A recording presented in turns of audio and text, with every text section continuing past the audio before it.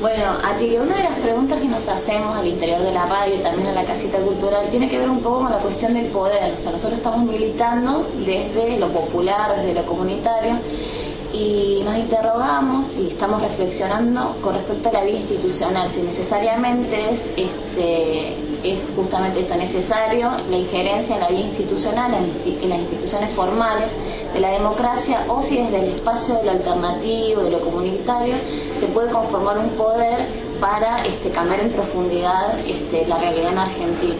Mira, yo escribí hace poquito un libro sobre ese tema, un libro chiquito, no sé si lo vieron, se llama Reflexiones sobre el Estado, el Poder y la Revolución. Sí. ¿Lo conocés? De una editorial cordobesa. Y te diría claramente, el institucional es uno de los caminos. Y las clases dominantes nunca trabajan sobre uno de los caminos, sino trabajan sobre todos. Y yo creo que un poco el problema que tienen a veces las organizaciones de izquierda o los grupos alternativos o contestatarios es la elección, centrarse en una sola vía. ¿Te das cuenta? Vos en el momento actual de la Argentina sería un error muy grande decir me quedo solamente en la vía institucional, como sería un error muy grande decir me quedo solamente en la vía extrainstitucional. Digo, tenés que jugar las cartas en todos los terrenos de lucha, porque de lo contrario das muchas ventajas a tus enemigos de clase, esa es la realidad. La burguesía nunca juega una sola carta, tiene su partido político y juega por la vía institucional, tiene sus partidos, son más de uno, ¿verdad? Pero además juega en la prensa, juega a nivel comunitario, juega en clubes deportivos, juega en el cine, juega en el ámbito de la cultura, de la universidad. Y bueno, ustedes o nosotros, digamos, quienes estamos en la contestación a este régimen político y social tan opresivo, tenemos que utilizar la misma metodología.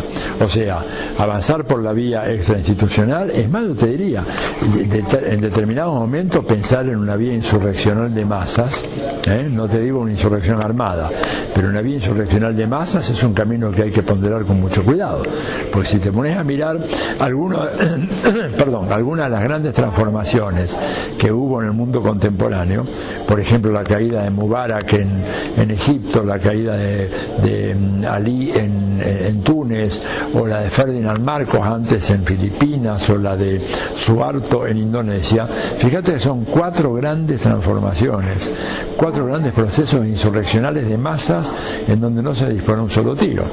Lo cual, digo, es muy importante traer esto a colación, porque en la Argentina cuando vos pensás, decís la palabra insurrección, la gente piensa inmediatamente en los años 70 y en una guerrilla y en el foquismo.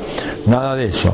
Yo creo que es muy importante recuperar la importancia y la legitimidad de una vía insurreccional de masas pacífica, porque nosotros no queremos la lucha armada. Los que van a reaccionar con violencia son nuestros enemigos, pero nosotros no. Entonces me parece que, respondiendo a tu pregunta, hay que explorar todas las formas de lucha, no abandonar ninguna. Concentrarnos en una lo único que hace es favorecer los planes del enemigo.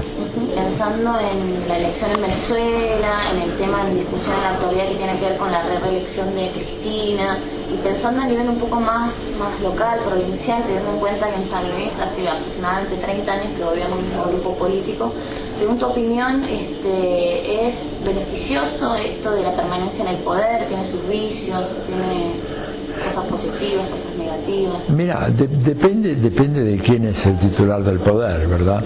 Depende de quién detenta el poder y para qué lo detenta y qué es lo que hace con ese poder, qué proyectos lleva adelante. Yo creo que hay que salir al cruce del argumento hipócrita que plantea la derecha diciendo que cualquier reelección es negativa, ¿verdad? Además porque es un argumento que ellos no usaron, por ejemplo en relación a Helmut Kohl, que fue primer ministro de Alemania durante 18 años, y en ningún momento la gente que ahora se raja las vestiduras con Chávez o eventualmente con Cristina, en ningún momento dijeron nada.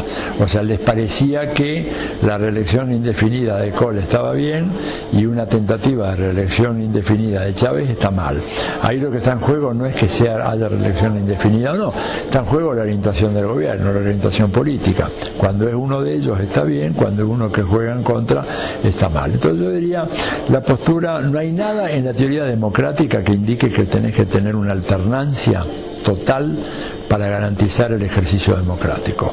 No existe un autor que te diga seriamente, digo, un autor de lo serio, no un publicista, digamos así, sin importancia, pero ninguno de los grandes teóricos de la democracia te dice que para que haya democracia, si vos tenés un líder popular, plebiscitado una y otra vez, en elecciones libres, eso sea contrario al espíritu democrático. Es todo lo contrario. Yo creo que la cosa es al revés, pero bueno, este argumento está muy manipulado, ¿no es cierto?, por una derecha, un poco pensando en lo que ocurrió con Chávez, que no quiere, claro, el trasfondo de todo esto es que no querían que Chávez siguiera, porque Chávez es el enemigo inmediato número uno del imperio, ¿verdad? Y en segundo lugar, pensando en lo que podría ocurrir si Cristina obtiene la mayoría legislativa el año que viene y se postula para una reelección. A lo cual yo digo, con independencia de mis críticas al gobierno del kirchnerismo, ¿verdad?, que si en elecciones libres el pueblo decide y quiere volver a reelegirla, no tenemos nosotros ningún punto de vista serio desde la ética o desde la moral política para oponernos a eso. ¿Te das cuenta? En la medida en que sea el pueblo quien decide que ella puede ser reelecta y lo acompaña con sus votos. Bueno, con respecto a los medios de comunicación en el país, teniendo en cuenta, bueno, los medios de comunicación como constructores de consenso, de sentido común, y viendo la coyuntura actual, pensando en los medios opositores, por un lado, como construyen un relato, según mi entender, motivados por un pensamiento único, pero también desde la otra orilla, por decirlo de algún modo, están los medios oficialistas, que también construyen un relato en base a un pensamiento único. La pregunta es, ¿qué pensás vos acerca del papel de los medios alternativos en esta coyuntura, teniendo en cuenta que hay relatos tan polarizados y la posibilidad de la construcción de un pensamiento crítico desde un espacio de comunicación alternativa, popular? Bueno, tenés 4 preguntas en una, ¿verdad? El relato, el antirrelato, los medios. Mira, a ver, yo digo, primero, evidentemente que esto que llamamos relato es lo que antes se llamaba discurso político, ¿no es cierto? Y cualquier régimen político provoca y suscita un relato propio. Eso, pensar de que hay un gobierno que ejerce el poder sin que acompañe esto con un discurso autolegitimatorio es absurdo. Digo, el gobierno de Estados Unidos o el gobierno de Francia o el del Reino Unido, todos tienen un relato propio. De manera que eso, el escándalo que hace a veces la derecha argentina diciendo, el relato, bueno, pero como vos decís muy bien, hay un contrarrelato que tiene una vigencia enorme en la sociedad argentina y que por lo tanto la descalificación del relato oficial no puede de ninguna manera convalidar el antirrelato de la oposición, que tiene de verdad un discurso muy fuerte, muy encarnizado, muy implacable de crítica al gobierno y que es tan cerrado como el otro. Es decir, cuando se acusa de repente al relato oficial o a los medios oficiales de no abrir las puertas a un pensamiento crítico, razonablemente crítico, lo mismo podés decir de los medios de la oposición. Digamos. Si no, preguntame a ver en qué medio de la oposición me has visto a mi circular. Es decir, yo puedo hablar ante cadenas internacionales, no solamente Telesur, Reuters, Al Jazeera, montones, Interpress, para mencionar algunas de las que hay con corresponsalías en la Argentina, pero no me has visto circular por ninguno de los canales de la oposición.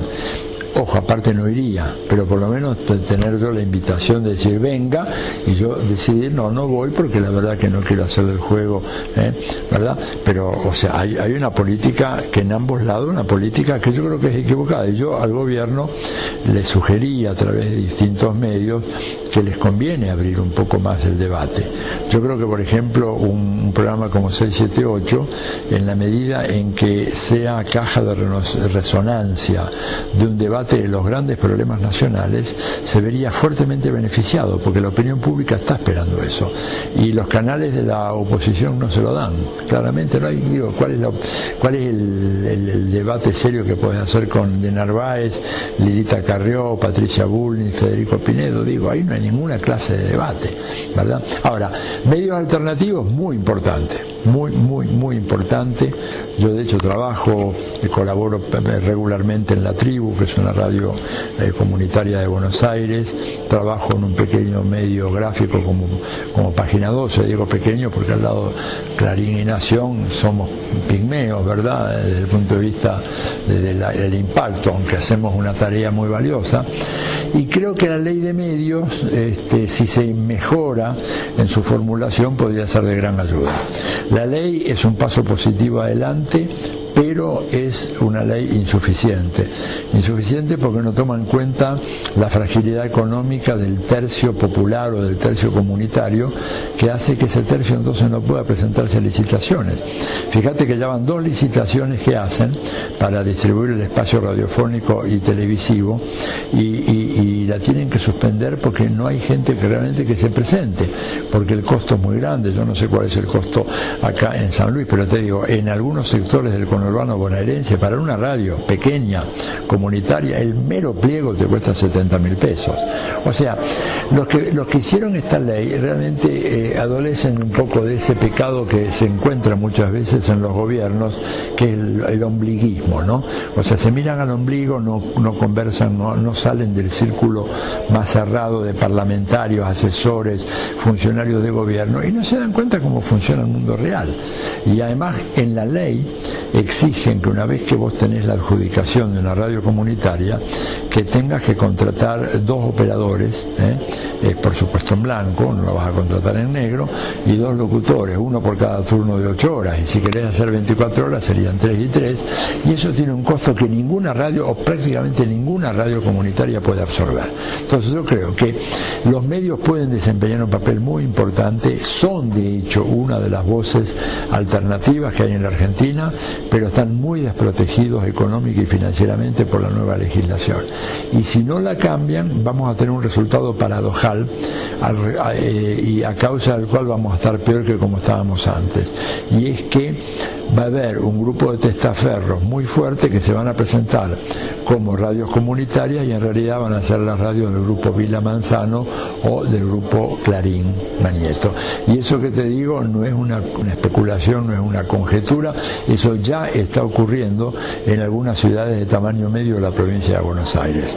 Entonces te digo, la intención de que las radios alternativas se conviertan en un canal de expresión que desafía el pensamiento único tanto del gobierno como de la oposición se va a ver frustrada por estas consideraciones económicas que me parece a mí que no fueron tenidas en cuenta adecuadamente en la ley.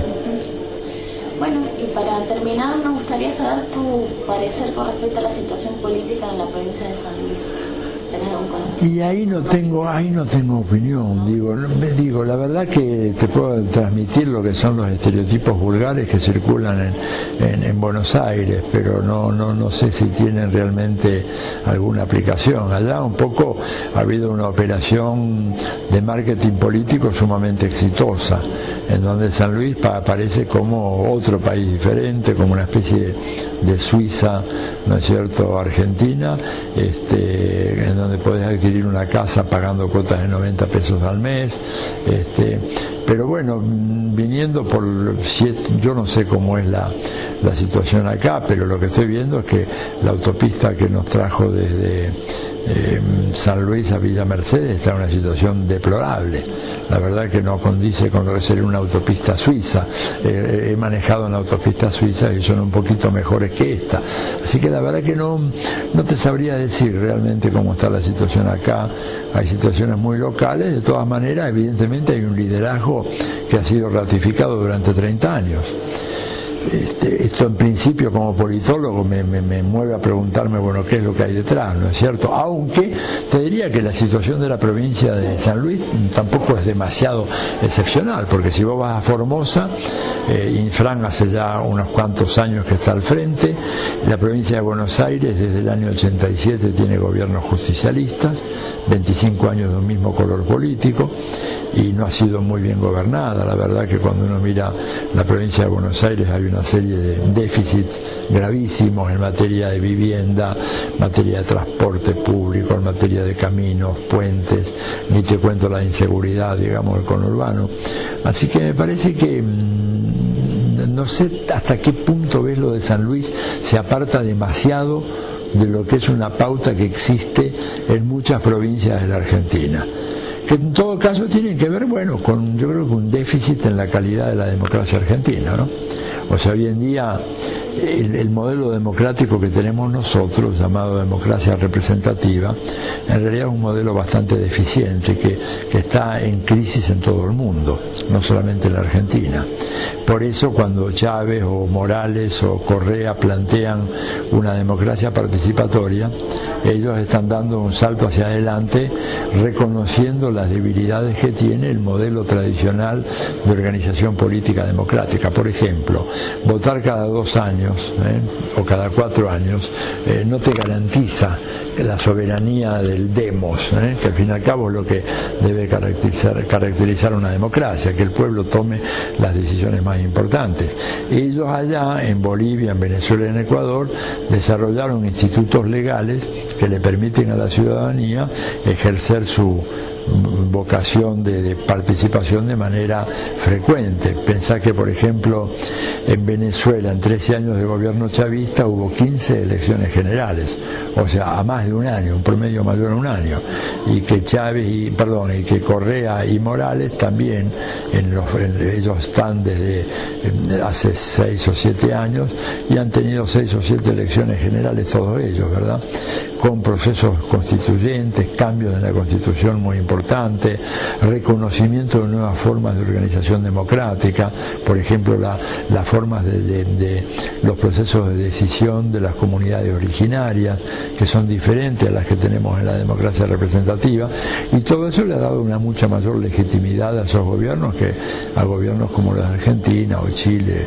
o Brasil, en donde realmente la ciudadanía es un coro que se pronuncia una vez cada 2 años y nada más. Entonces necesitamos realmente mejorar mucho la calidad. ¿Es necesario reformular la Constitución? Sí, absolutamente. Creo que la Constitución argentina del 94 plantea problemas gravísimos para este país.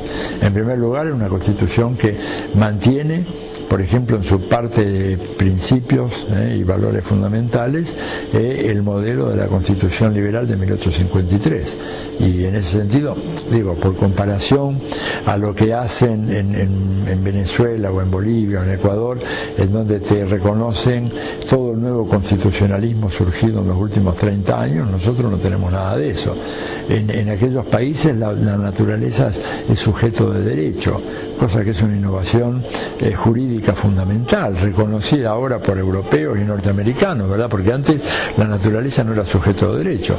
Vos ahora, si ves que hay alguien que está destruyendo el medio ambiente, vos como persona podés ir e iniciar una demanda en nombre de la naturaleza, y eso corre jurídicamente su curso en aquellos países. Acá no, acá te toman como un demente, que venís a hablar, pero tenés que hacer esa reforma constitucional y acabar con el absurdo de que los bienes y la riqueza del subsuelo en la Argentina están en manos de los gobiernos provinciales, porque eso lo que ha hecho en la práctica es entregarle a las grandes transnacionales el control de la minería y el control del petróleo, como lo vemos. Sabés que, por ejemplo, en Bolivia las regalías petroleras son del 78% de lo obtenido en boca de pozo, y en la Argentina no llegan al 20%. Se das cuenta lo que estamos perdiendo, ¿no es cierto? O sea, la misma compañía Petrobras, que acá te paga entre el 18 y el 20, en Bolivia paga el 78. ¿Cuál es la diferencia? Que acá negocian con gobernadores provinciales, la mayoría de los cuales no quisiera hacer una elaboración sobre su moralidad y su apego a los principios de la ética republicana, y allá tienen que negociar directamente con el presidente de la República. Entonces, la Constitución tenemos que cambiarla, y si la Constitución dice que puede haber reelección indefinida, a mí personalmente, desde el punto de vista de la doctrina democrática, no me genera ninguna contradicción ni ninguna reacción problemática, para nada. Bueno, muchas gracias, Atilio. Bueno, gracias a ustedes, suerte y cuenten conmigo para cualquier otra ocasión. Dale, gracias. Adiós.